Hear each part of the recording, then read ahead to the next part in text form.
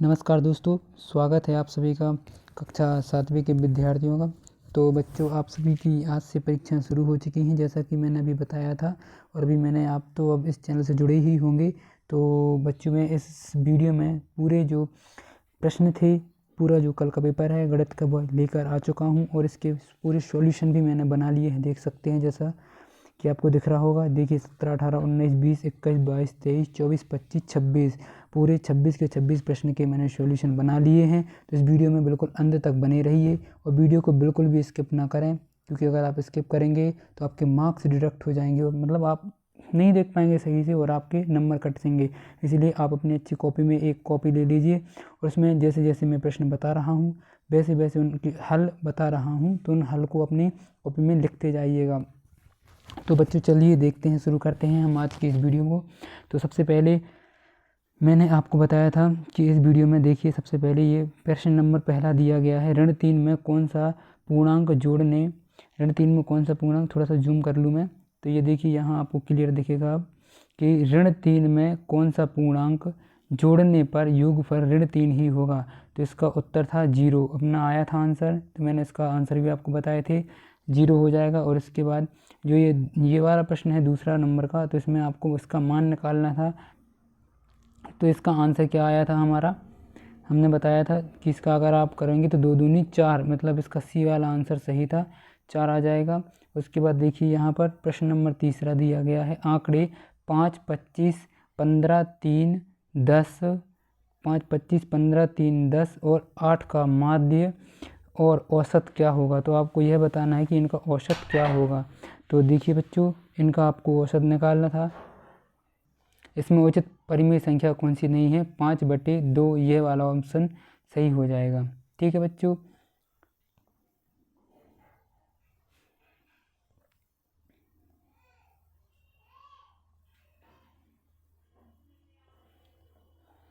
अब उसके बाद देखिए यहाँ पर हमें रिक्त स्थान की पूर्ति कीजिए। यहाँ रिक्त स्थान भरने थे, 1/4 है, 1/4 है, इसका का मतलब होता है गुणा। तो इसका अगर अपन भाग करेंगे तो क्या आएगा, तो इनको जब आप हल करेंगे तो इसमें मल्टीप्लाई कर देंगे तो 1/16 इसका आंसर आ जाएगा, जो कि इसका आंसर सही होगा ये। उसके बाद देखिए, आंकड़ों के सबसे बड़े और सबसे छोटे प्रक्षण का अंतर खाली स्थान कहलाता है। तो क्या कहलाता है, परिसर कहलाता है। क्या कहलाता है बच्चों, परिसर, इसका सही उत्तर हो जाएगा। उसके बाद देखिए यहाँ पर हमें दिया है 8वां प्रश्न पूछा गया है कि 8 डिग्री का पूरक कोण क्या होगा। तो 8 डिग्री का पूरक कोण क्या हो जाएगा, 30 डिग्री हो जाएगा। उसके बाद 9वां प्रश्न हमसे पूछा गया है कि एक त्रिभुज जिसकी 3 भुजाओं की माप समान हो एक खाली स्थान त्रिभुज कहलाता है। तो जिसकी समान भुजाएं होती हैं उसको क्या कहते हैं, समबाहु त्रिभुज कहते हैं। समबाहु इसका आंसर हो जाएगा। उसके बाद देखिए 10वां प्रश्न हमें दिया गया है, परिमेय संख्या p/q में q का मान खाली स्थान नहीं हो सकता। तो इसमें आपको यह बताना था कि जो q है इसका मान क्या नहीं हो सकता, तो 0 नहीं हो सकता है इसका मान। ठीक है बच्चों, चलिए आगे हमारे यहाँ से अति लघु उत्तरीय प्रश्न स्टार्ट होते हैं, जो कि आपके 2-2 अंक के होंगे। और यह जो प्रश्न हैं यह 11 से आपको 16 तक पूछे जाएंगे।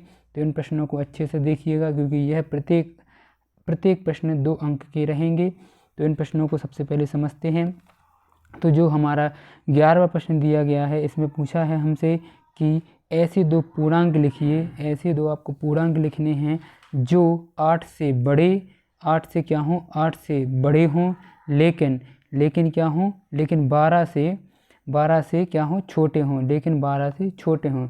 तो आप सभी को पता है कि 8 से बड़े और 12 से छोटे ऋण 7 से 11 तक होंगे। तो मतलब 2 पूर्णांक 5 और 6 ही रहेंगे।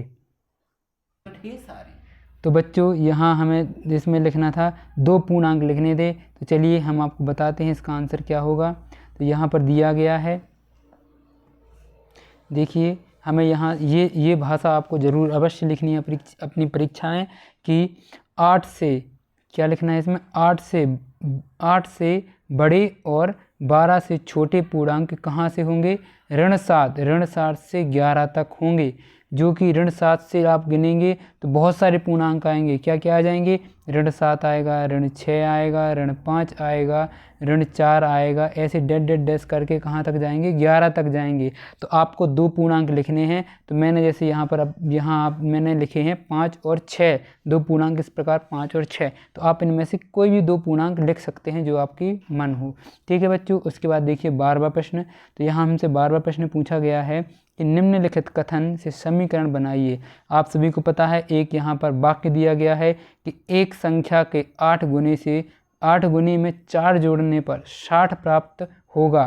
तो आपको इस ये वाक्य दिया था, इस वाक्य में समीकरण बनाता था, क्या समीकरण बनेगा?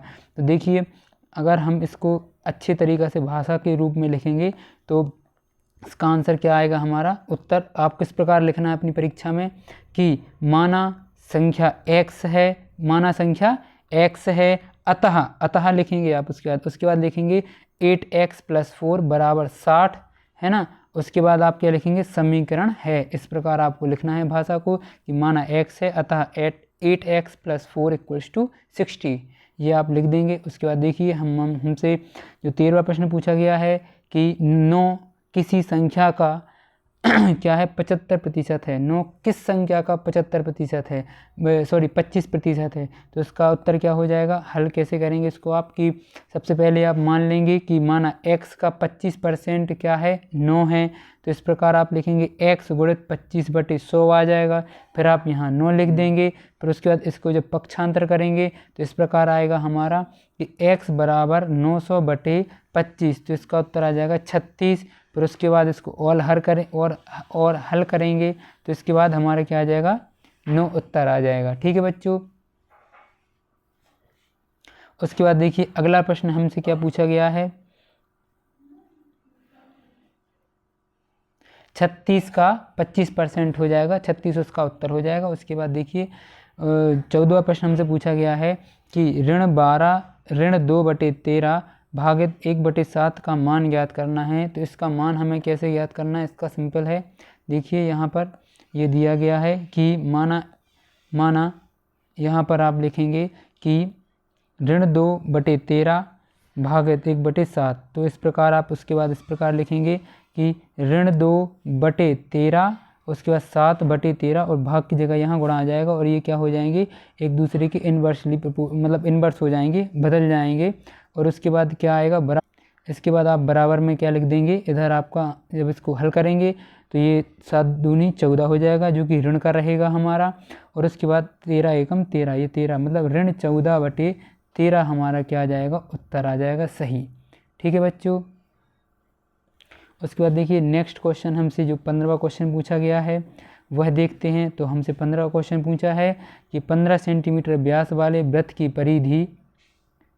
परिधि ज्ञात करना है। इसमें तो हमें जो एक व्यास है, कितना व्यास दिया गया है? हमें 10 सेंटीमीटर का व्यास दिया गया है।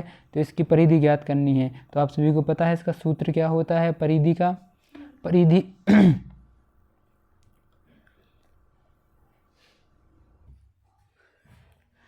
देखिए यहाँ पर आप सभी को याद होगा कि वृत्त की परिधि क्या होती है? 2πr। तो हमें व्यास दिया गया था, तो 2r क्या होता है? हमारा व्यास होता है। तो आप इसको d भी लिख सकते हैं, मतलब डायमीटर।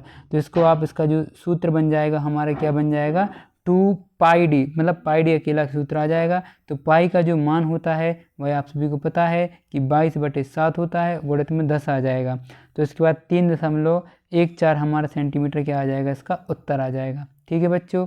उसके बाद देखिए इसके बाद हमारा 16वां जो प्रश्न दिया गया है वह देखते हैं। 16, यदि m बराबर 2 हो तो अगर m बराबर 2 हो तो व्यंजक m ऋण 2 का मान ज्ञात कीजिए। आपको इसका मान ज्ञात करना है अगर m बराबर 2 है तो इसमें क्या आ जाएगा? 2 ऋण 2 कर देना है आपको, बराबर में 0, इसका उत्तर आ जाएगा। इसको किस प्रकार लिखना है? कुछ नहीं लिखना, सिंपल आपको इसी प्रकार लिख देना है।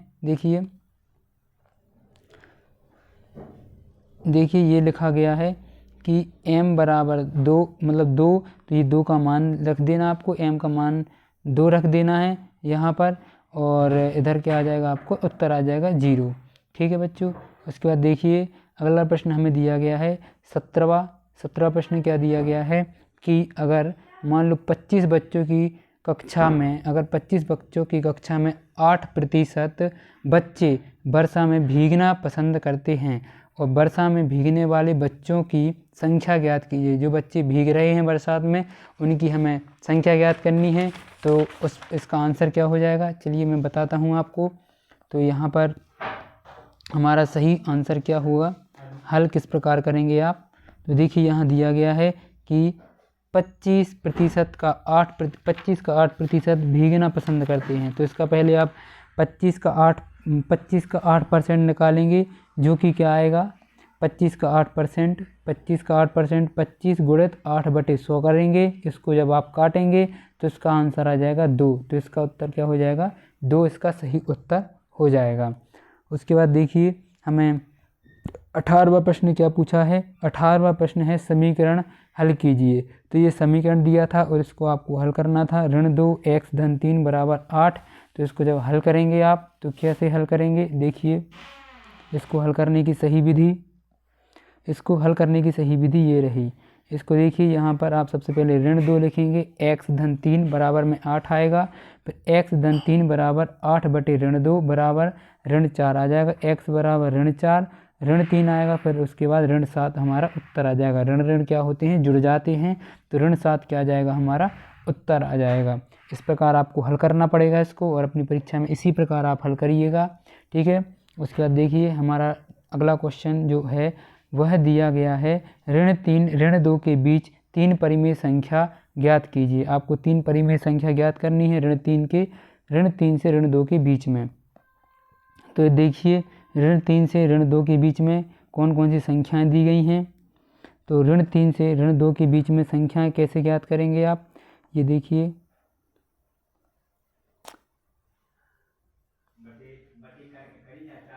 तो देखिए ये ऋण 3 और ऋण 2 ज्ञात करने के लिए आप क्या करेंगे, सबसे पहले इसको ऋण 3 गुणित 4/4 और ऋण 2 गुणित 4/4 के बीच जो भिन्न होंगी तो ये आपके इसकी संख्या आ जाएंगी। ऋण 11/4, ऋण 10/4, ऋण 9/4 हैं। इस प्रकार आपको लिख देना है, ठीक है बच्चों। इसके बाद देखिए हमारा 21वां प्रश्न क्या दिया गया है। यदि किसी त्रिभुज का क्षेत्रफल 75 वर्ग सेंटीमीटर है और आधार 15 सेंटीमीटर है तो उसकी ऊंचाई क्या होगी। चलिए प्रश्न हल देखते हैं। तो हल इसमें दिया गया है कि अगर एक त्रिभुज का क्षेत्रफल 1/, आधार गुणित ऊंचाई होता है, आप सभी को पता है त्रिभुज का क्षेत्रफल। उसके बाद आप 75 बराबर 1/2, 15 गुणित ऊंचाई, अपन को आधार दिया था 15 तो 15 लिख देंगे, फिर ऊंचाई बराबर 75 गुणित 2/15 बराबर 10 सेंटीमीटर इसका उत्तर हो जाएगा। उसके बाद देखिए 22वां प्रश्न पूछा हमसे, किसी आयत की लंबाई 2x धन y सेंटीमीटर है और चौड़ाई 3x है तो आयत का क्षेत्रफल ज्ञात कीजिए। आप सभी को लंबाई दी है, चौड़ाई दी है और आयत का क्षेत्रफल ज्ञात करना है। सीधा फॉर्मूला लगाइए और आपका उत्तर आ जाएगा। देखिए आप सभी को पता होगा कि आयत का क्षेत्रफल क्या होता है। तो आयत का क्षेत्रफल लंबाई गुणित चौड़ाई होता है। लंबाई का मान रखेंगे, चौड़ाई का मान रखेंगे और उत्तर निकाल देंगे, ठीक है बच्चों। उसके बाद देखिए 23वां प्रश्न देखते हैं। तो 23वां प्रश्न हमसे यहाँ पूछा गया है, यदि दोपहर 12 बजे तापमान 0 से 10 डिग्री सेल्सियस ऊपर था तथा यह प्रत्येक 2 घंटे डिग्री सेल्सियस की दर से कम होता है तो 3 बजे तापमान कितने डिग्री सेल्सियस हो जाएगा। तो 3 बजे हमें मान निकालना है कि कितने डिग्री सेल्सियस कम हो जाएगा तापमान।